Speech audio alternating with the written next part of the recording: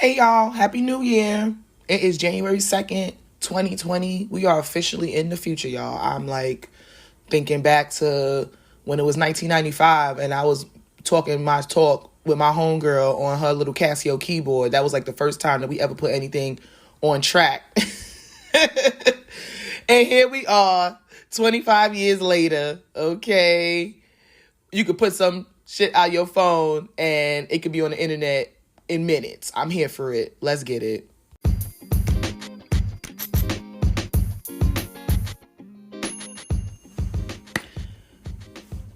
My name is Nikki, and you are listening to the How to Be Magical podcast. This is the very first episode. Some of y'all may know me as the owner of Soul Things Botanica on IG, Soul Things BK, or you might know me from my personal Instagram or Twitter. I am decked.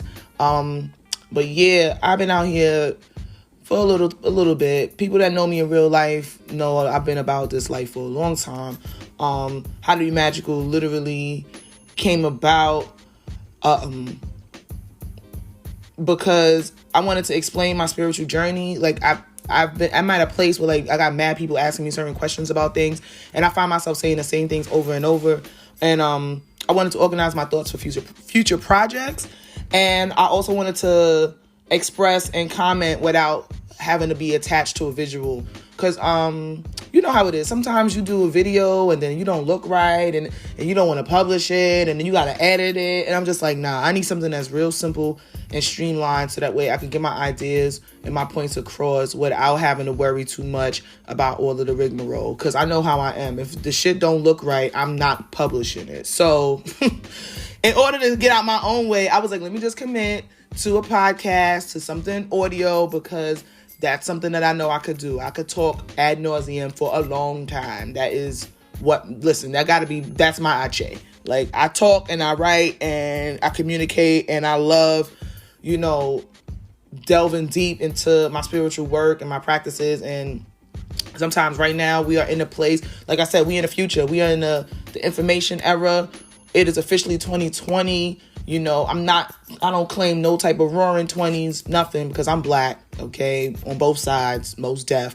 But I definitely can understand that 100 years ago as black folks, we was in the midst like of the Harlem Renaissance, and like blackness was taking on a new form, and it was, just how we are evolutionary people. So in 1920, blackness was doing its thing, okay? So here we are in 2020, and if we want to think about ourselves as who we want to be remembered in the annals of history, then we need to start thinking about ourselves as ancestors today, okay? So, of course, we don't start nothing without honoring the ancestors. So, Mferefun Egun, known and unknown, and Mferefun Elegwa, because, we don't be giving Eshu enough respect out here in these streets sometimes, but he is the father of communications and the words and the crossroads and anything that you want. He is the messenger. He gonna get it out there. So,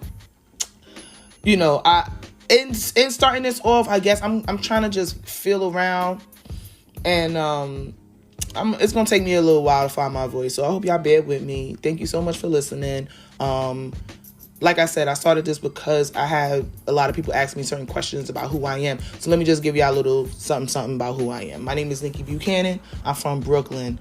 I'm 34 years old, okay? I'm from Brooklyn. I'm a fifth generation Brooklynite, which means my family has been in Brooklyn for 100 years, over 100 years at this point now.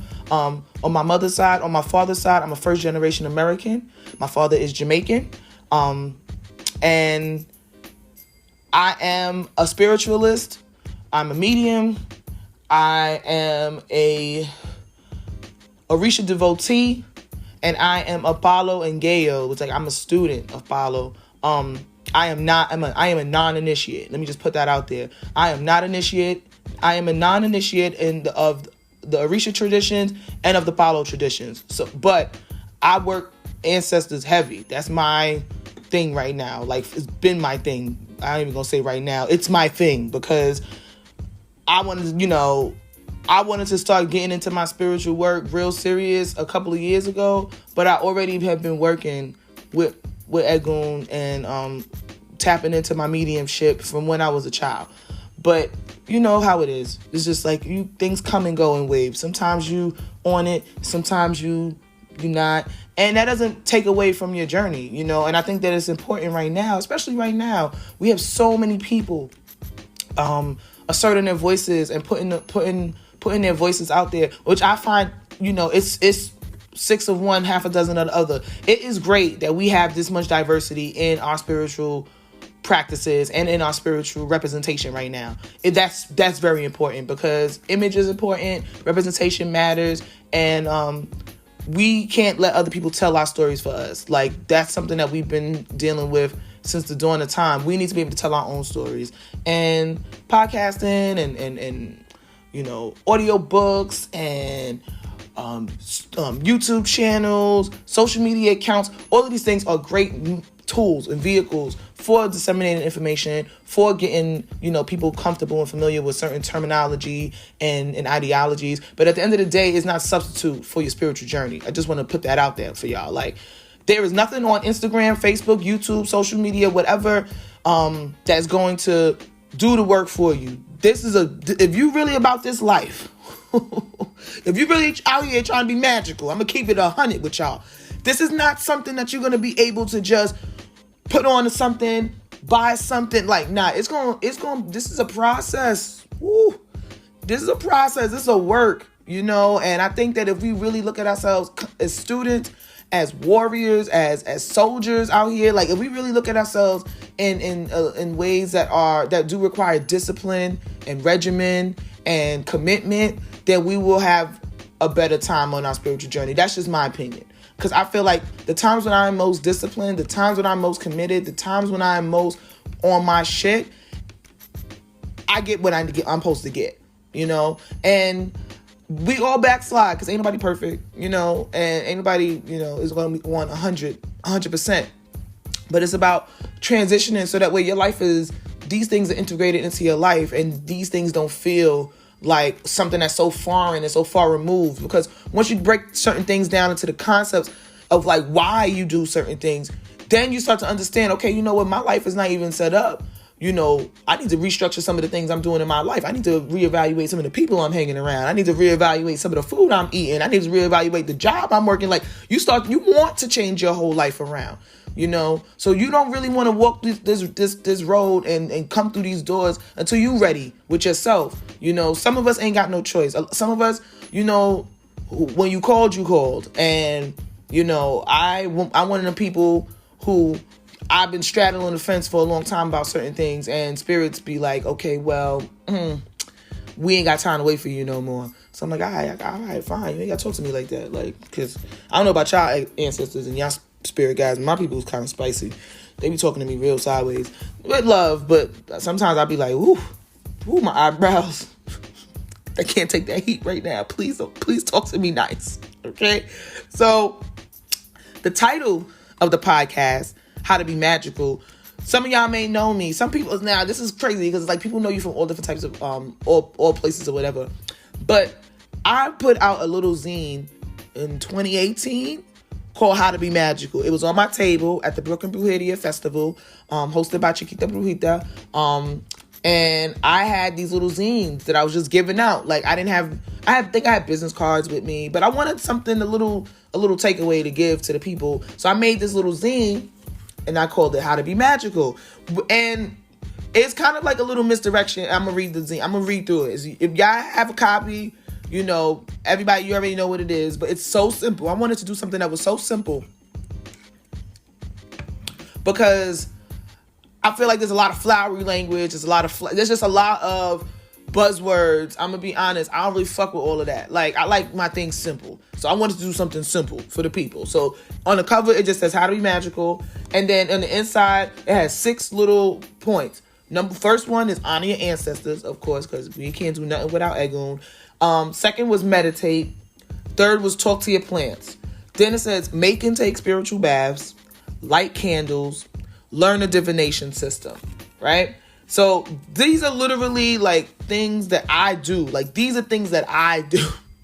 I'm not telling y'all nothing I don't do. Like, these are things that I do. And they seem so simple, but each one has a purpose, you know, honoring your ancestors because straight up, I feel like a lot of people jump into so many things before they even get to a place where they even clear about who they are and where they came from. And you got to know where you came from. And I know as black people, especially as black people in the Americas, a lot of times we can't go back but so far. We hit that wall. You know, you might be able only to go back 2 or 3 or 4 generations. But a lot of us, you honest with the internet, you can go further. I'm gonna keep it real with y'all. You can really go further. You can go further than you think. Ancestry.com might not have all the answers, but check out FamilySearch.org. I believe it's FamilySearch.org or .com. That's the Church of Latter-day Saints. Yeah, they some funny niggas sometimes. I'm sorry, excuse my French, but the Church of Latter-day Saints actually has a lot of records, especially if your family is from the Caribbean or the West Indies. They have a lot of records. I was able to find census records, like actual census records going back to the 20s, going back to the 1800s, okay, of my family. So that's what I'm saying. You have to give yourself a fighting chance. You need to dig into your own backyard, dig up in your own family tree, and really find out who them people was that you came from, and not just who you think they are. Like, really go and really start finding out about certain, because the more you learn about your ancestors and the people that you came from, the more you really learn about yourself. Okay, so honoring your ancestors is key, and there's so much information out there on how to start an ancestral altar. We could touch on that if y'all want. I want y'all to I'm not really sure how I want to structure this yet, but I'm open to suggestions. So first is honor your ancestors. Second is meditate, because you got to quiet your mind. And meditation doesn't have to be the traditional, you sit down and you in the lotus position and you just think about nothing. Because I'm going to be real with y'all, that's not a way of meditation that works for me, because my mind be in 1,000,001 different places all the time. And I might be calm, but yeah, for me, my meditation comes when I'm in movement. If I go take a nice long walk, as I'm walking, my mind just starts clearing out. Like, things start to get very clear for me. That's my way of meditation. Some people do yoga, some people, work with singing bowls. Some people do tuning, whatever it is. And there's so many different things out there. Figure it out. Okay. But you got to meditate. Talk to your plants. That's the third one. Now, I have my little plant babies, and we go through it back and forth. Sometimes they want to stay alive. Sometimes they want to just kick the bucket. I don't know. I don't know what they want sometimes. We in a constant battle. However, I do talk to them, because at the end of the day, they giving me something. They give me the purified air. They giving me oxygen. There's something nice to look at. They have a nice little earthy vibration that adds to my home. So I say nice things to them. And we all seen that study where it's like you say nice things to your plants and it makes them feel good. Because it's like, think about you. If you like people saying nice things to you, so say something nice to your plants. Okay.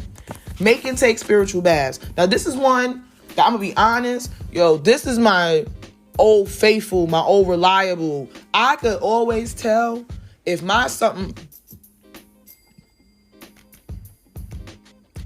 this is my old reliable. I could always tell if something ain't right by how I feel and how long it's been since I've taken a bath, right? And when I tell people this, that, maybe bath, people get caught up. They're like, oh my gosh, do I gotta soak in the tub? I don't have a bathtub.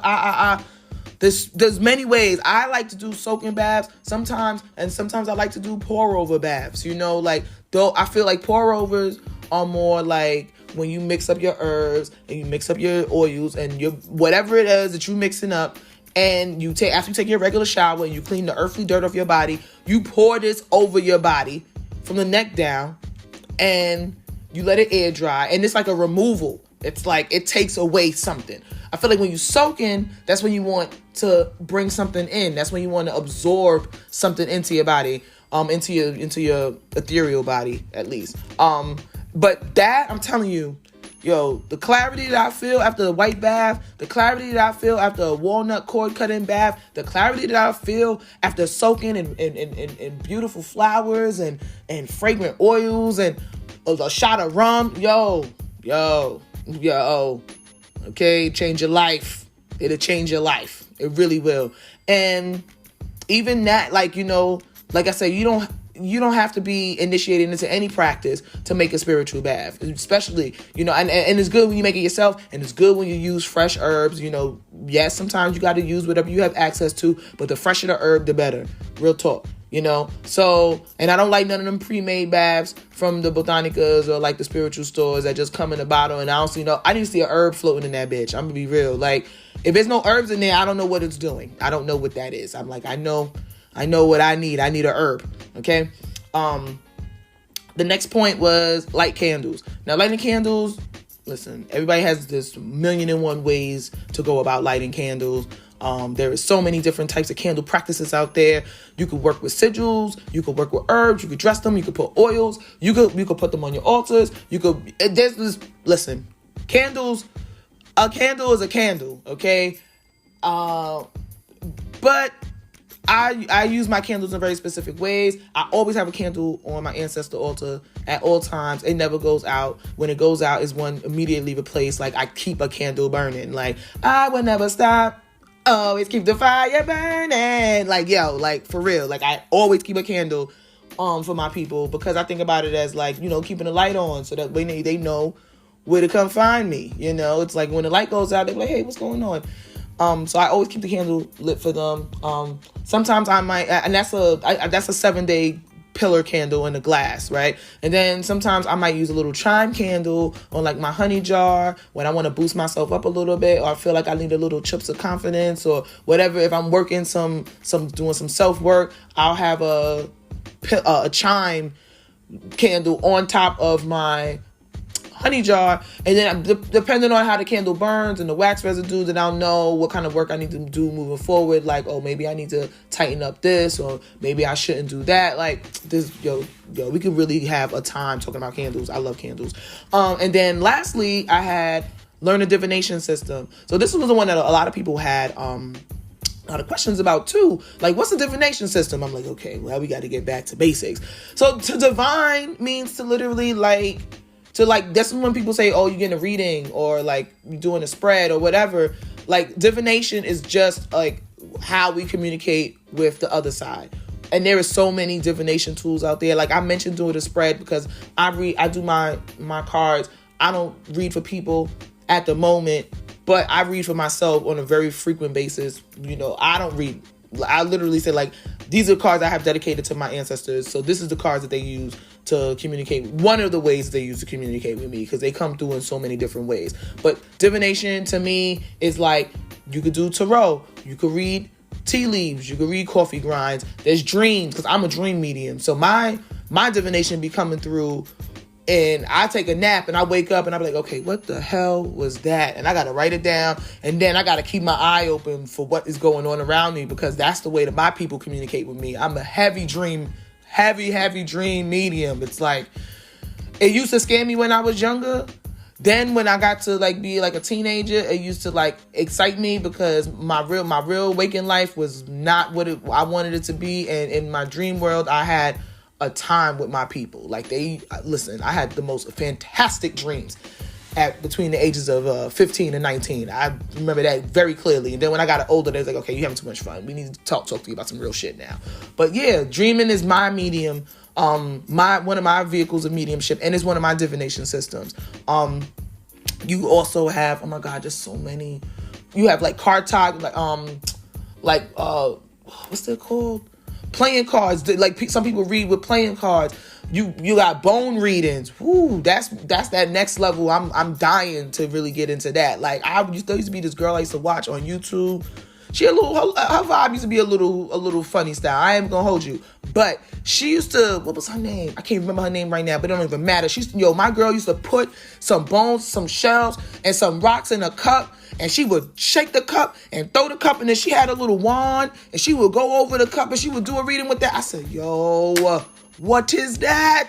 I was here for it. When I say I was here for it, I was like, that's when I was like, oh my gosh, I really need to step my game up, because my girl just put some shells and some chicken bones in this bag, and she was going off. I loved it. I'm here for it. I feel like just because you see something so much, you start to forget that there's other ways to get it out here. We see so many people talking about their card reading, spread this, that, and the third, and you forget there was somebody out there with some shells and some bones in a bag getting it, okay?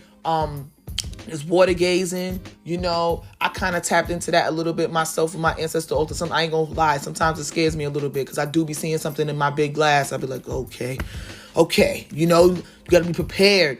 But that's the whole thing. You learn these different systems and you figure out the different ways that your people and your guides speak to you, because that's really what it's about. Everybody's not going to have to read tarot.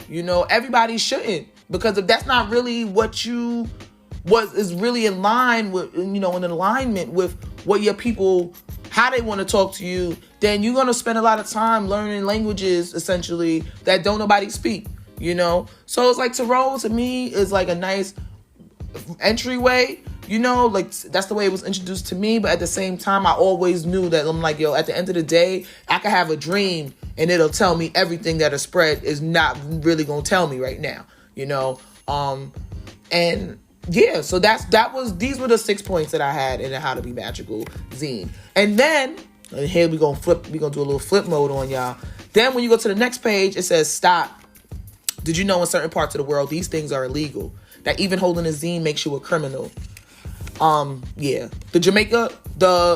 Obia Act in Jamaica outlaws any person from having supernatural knowledge or even distributing written material about their cult. Violators are subject to fines, flogging, and imprisonment. Right? This is some real shit. To be magical is to resist.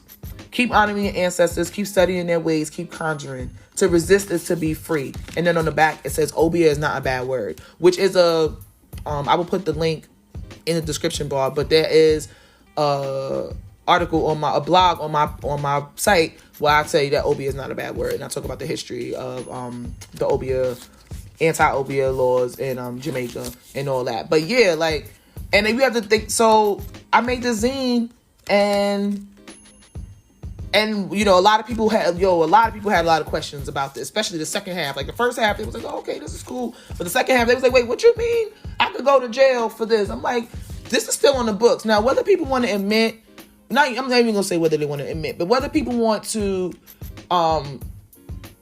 acknowledge that there is still a lot of bias in certain communities about these spiritual practices, these indigenous practices, these native practices.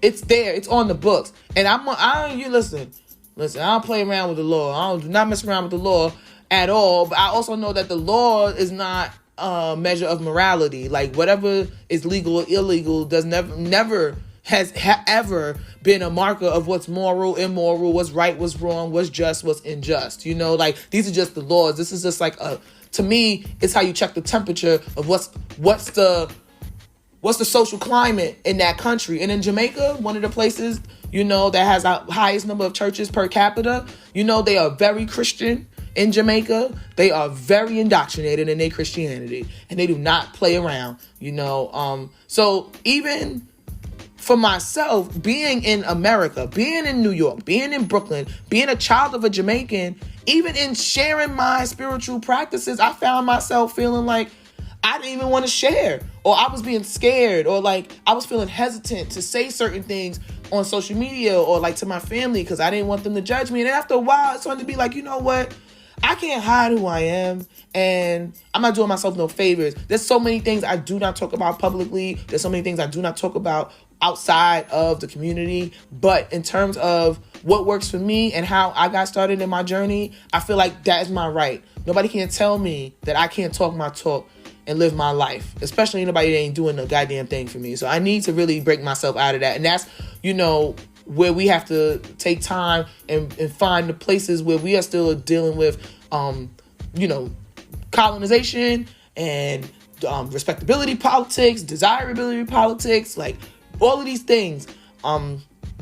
But this little zine was a catalyst for so many things in my business, but it was also a nice way for me to kind of, like I said, put it simple and plain about what was already working for me. And I have so many things to talk about with y'all. I'm really kind of excited that I am proud of myself that I did this today, because it's like, you know what? Back in the day, January 2nd, you back to school. And I feel like, okay, I had my New Year's Eve Some of y'all see me on the gram. I was stunting a little, not to toot my own horn, but it's like that's the first time in a long time that I felt like I'm really was able to show who I am. And I feel like that's important. It is important that we keep it real with ourselves and with the world, because there's so many things that we have to do, especially as Black folk. But let's keep it a stack. There are so many things that we have to do to assimilate into the society just to have a peaceful and prosperous.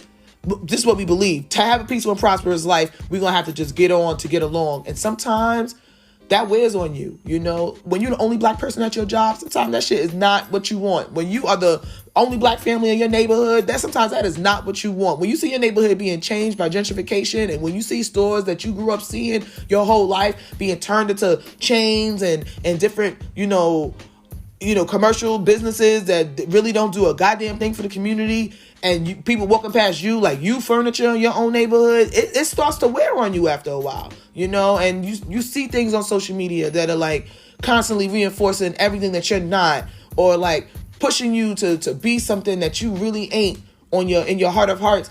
That can get to you. So it's like we do need to give ourselves permission and freedom. And I'm saying this to y'all as much as I'm saying this to myself. We need to give ourselves permission and freedom to really be who we're going to be in this 2020 and beyond. Like, we in a whole new decade. And like I said, 100 years ago, Black people was doing what we are in the midst of doing with ourselves right now. They were asserting themselves. They were exacting themselves. They were saying, you know what? I don't need to be a part of what y'all consider to be mainstream. And that's funny because, and I'm going to end the episode on this note, but when I did, just refresh my memory about some things that I do remember about the Harlem Renaissance, one of the things that I believe came up on Encyclopedia Britannica was like, one of the outcomes of the Harlem Renaissance was, the integration of black culture into high society. And I ain't even gonna lie, I was like, I felt some type of way about that, because I'm like, wait a minute now. We got to be mindful of language, because words mean things. And while that is Encyclopedia Britannica's take on it, and it's a very small take, and it's literally only a blurb, and it's not the whole full truth of the breadth of what the Harlem Renaissance did for Black folks, it is not the end all be all. And we do have a right, and we do have a claim to identify and assert ourselves however we want. And, like I said, when I go down as the OG, as my own, as an ancestor for my people that come after me, I want to be remembered for someone who not only walked in her truth and lived and stood in it, but someone who was unafraid and not apologizing, and definitely was not asking permission to be who she was born to be. And that's what I want for y'all. And that's what I want for this podcast. So thank you so much for listening. This is the first episode of the How to Be Magical podcast. My name is Nikki. I'm such a bird. My name is Nikki. I'm from Brooklyn. You can find me on Instagram at SoulThingsBK. You can find me on Twitter at IamDecked. All of the information will be linked. This is going to go up on all of the platforms. It's going to be on Spotify. It's going to be on Apple Podcasts. It's going to be on iTunes. It's going to be on wherever else they put podcasts. Wherever they got podcasts, that's where it's going to be. So, until next time, keep it Black, keep it beautiful, stay magical, and yeah, have a happy 2020. Have a happy and prosperous and productive 2020. I hope that 2020 brings you everything that you ever wanted.